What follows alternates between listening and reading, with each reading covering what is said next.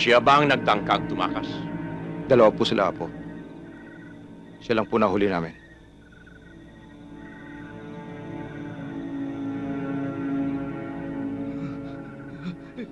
Huwag po! Apo naman, huwag po! Patawarin po ninyo ako! Hindi na po ko ulit! Patawarin po ninyo ako! Apo naman! Apo naman!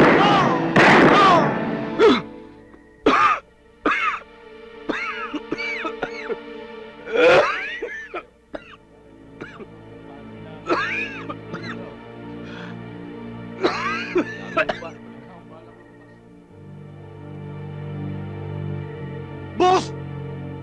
Nawawala yung dalawang trabahador.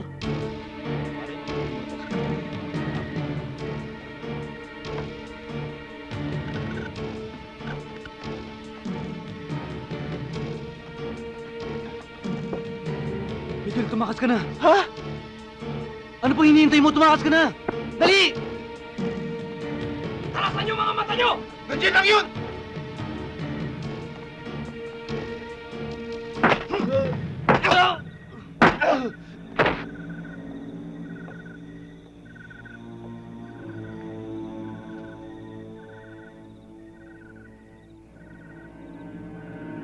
Siya ba ang nagtangkang tumakas?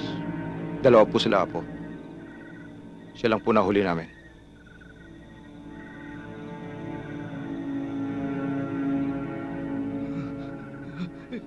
Huwag po! Apo naman, huwag po! Patawarin po ninyo ako! Hindi na po ko ulit! Patawarin po ninyo ako! Apo naman! Apo naman!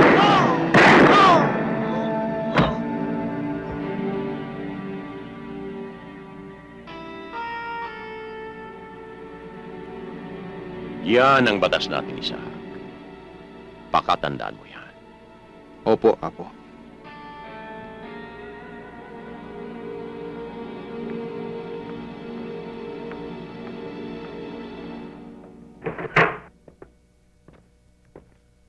Oh! Anong balita? Napasugod ka? Angelo, siya yung sinasabi ko sa yung kapatid ko. 3 taon na kami naghiwalay. At siya ang nagsabi na malubha na daw si Itay. Sir, kailangang masugpo nyo na ang lugar ni Apo Roman. Yun po ang pinakamalaking pagawaan ng... Sir, hindi natin basta-basta pwedeng pasukin yun. Ang kailangan, mag-issue ang piskal ng search warrant.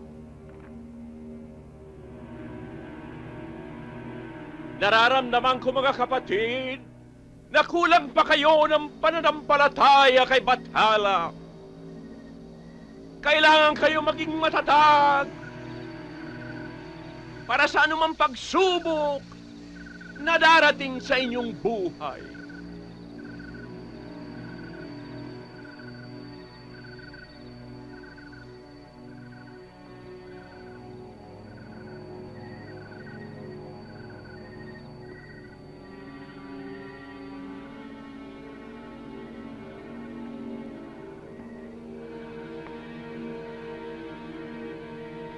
Sino siya, Darwin? Siya ang babaeng gusto kong pakasalan. Ama, isa siyang walang kamuwang-muwang sa kasalanan ng mundo.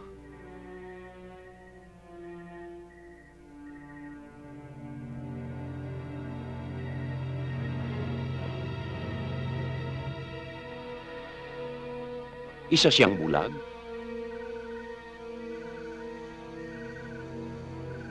Anak, larawan talaga siya ng kawalang malay sa mundo. Mapapasayo ang basbas ko sa babaeng magugustuhan mo, Darwin. Tama ang sinabi mo, anak. Ang isang bulag na katulad niya ay hindi pa nababahira ng kasalanan ng mundo. Tatanggapin siya ni Bathala bilang asawa mo.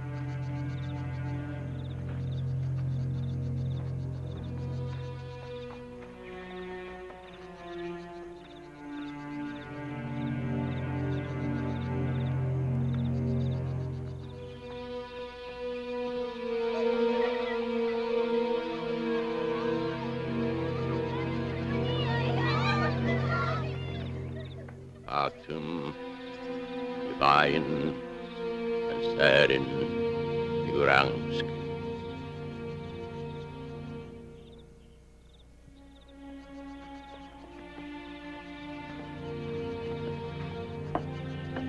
Actum Caravatu Demonium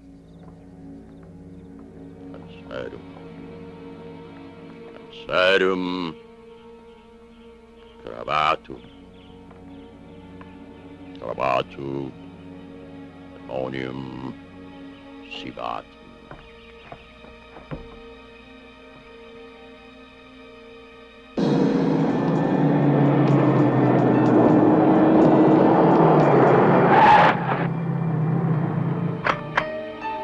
May usapan tayo, David.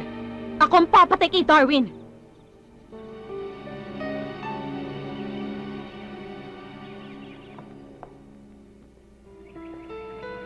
Gagaling na ang cancer mo sa utak. Pwede na kayong umuwi. At maganda ng kabaong. Samahan mo si Aling Procopia.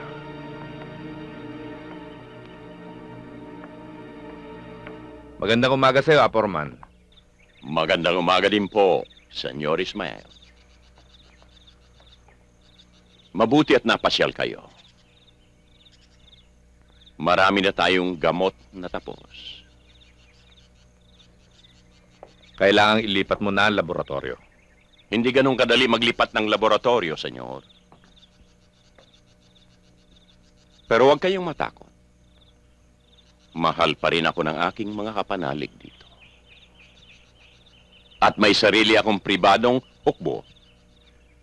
Financier mo ako, Apo Roman. Dapat lang na proteksyonan ko ang aking puhunan. Masusunod po, Senyor.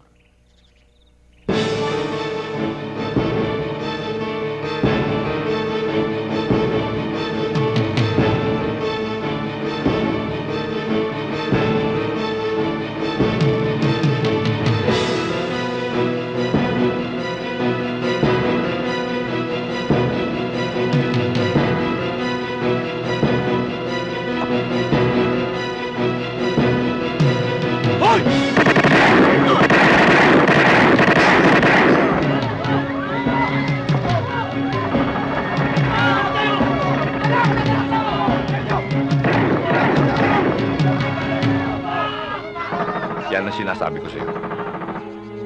Huwag kayong mabahala, Senyor Ismael. Baka nagkakatuwaan lang ang mga tauhan. Aisha, tingnan mo nga kung ano yung mga puto na yan. Opo, Apo.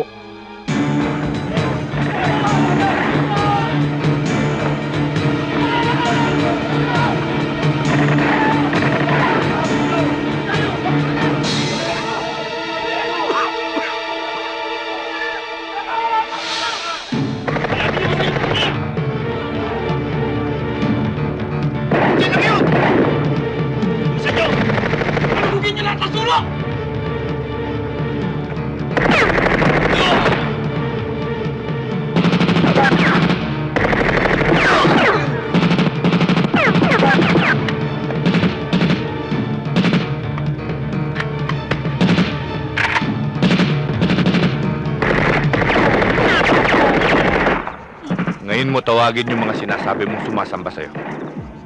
Huwag kayong mag-alala. Nasa tabi-tabi lang ang ilan. At handa sila makipagdigmaan. Tulad ng mga Guardia Republika ni Compadreng Saddam.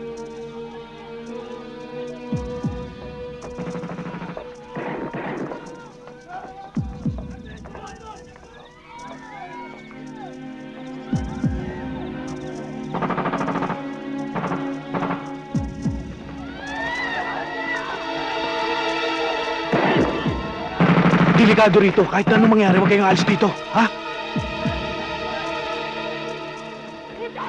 Angelo, mag-iingat ka, ha?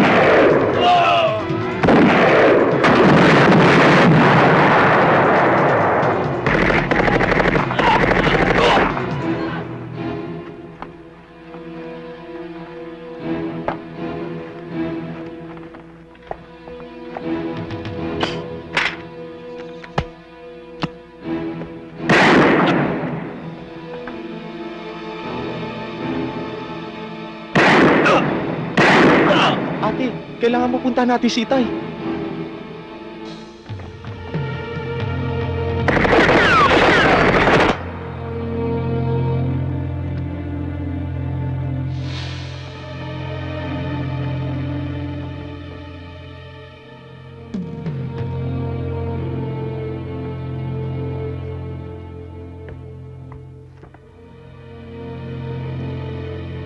David! Mabuti dumating ka. Roman, talagang pumunta ako dito para patayin ka!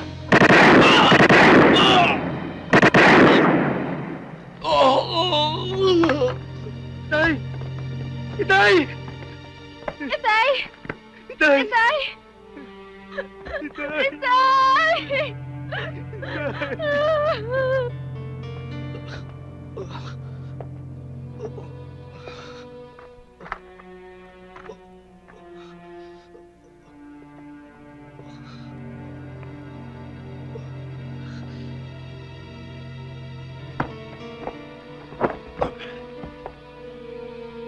Pinapapatay rin ba ako ni Ismael? Walang kontrata si Ismael sa'yo. Personal kong trabaho to. Anong atraso ko sa'yo? Bibigyan kita ng pagkakataon para ipagtanggol ang sarili mo. Pulutin mo. Damputin mo. Damputin mo! Hindi. Ano?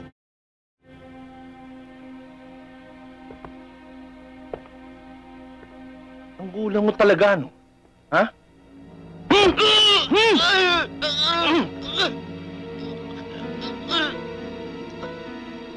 Itong pulupong na ito, naalala ko to eh. Ang laki ng atraso sa akin ito. Ang laki ng atraso sa akin ito! Bakit masakit ba? Huwag mo siya sasaktan.